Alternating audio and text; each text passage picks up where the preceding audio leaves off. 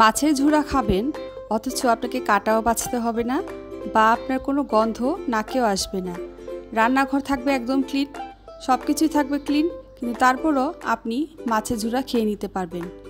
কি বিশ্বাস হচ্ছে না? আসসালামু আলাইকুম এভরিওয়ান, সবাইকে স্বাগতম জানাচ্ছি আমার নতুন আইটি রেসিপি ভিডিও দেখার জন্য।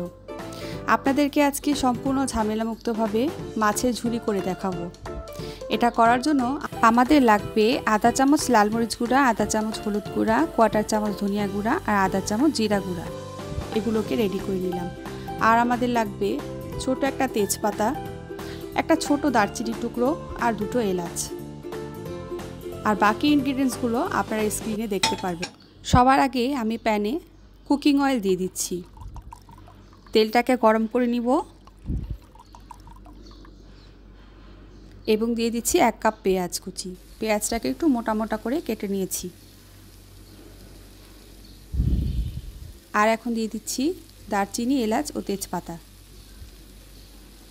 তারপর এগুলো দিয়ে আমি সুন্দর করে একটু কিছুক্ষণ নেড়ে চেড়ে ভেজে নিব, যাতে করে মশলার ঘ্রাণটা তেলে ছড়িয়ে পড়ে।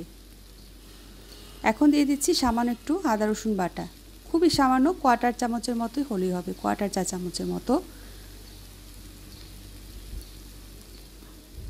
এগুলোকে খুব সুন্দর করে ভেজে নিব। আর কষানোর জন্য সামান্য একটু পানিও আমি এখানে দিয়ে দিলাম। এখন আমি শুকনা মশলাগুলো দিয়ে দিচ্ছি।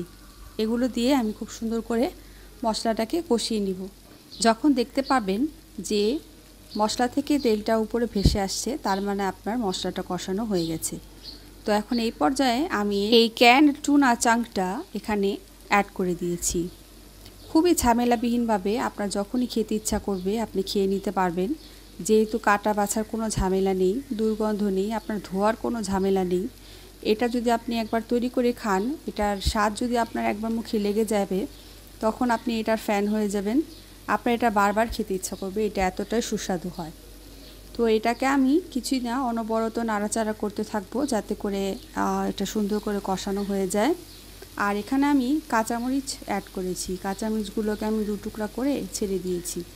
আর দিয়ে দিলাম স্বাদ মতো লবণ। আমরা সবাই জানি ক্যান টুনা থেকে 95% মতো ইলিশের ঘ্রাণটা পাওয়া যায়। তো ইলিশের ঘ্রাণ আর একটা টেস্টি মাছের ঝুরার ভাইব দুটো একসাথে পেয়ে যাচ্ছেন আপনার এই রেসিপিটিতে। তো এখানে আমি আস্ত মশলাগুলো তুলে ফেলেছি আর দিয়ে দিচ্ছি লেমন জেস্ট।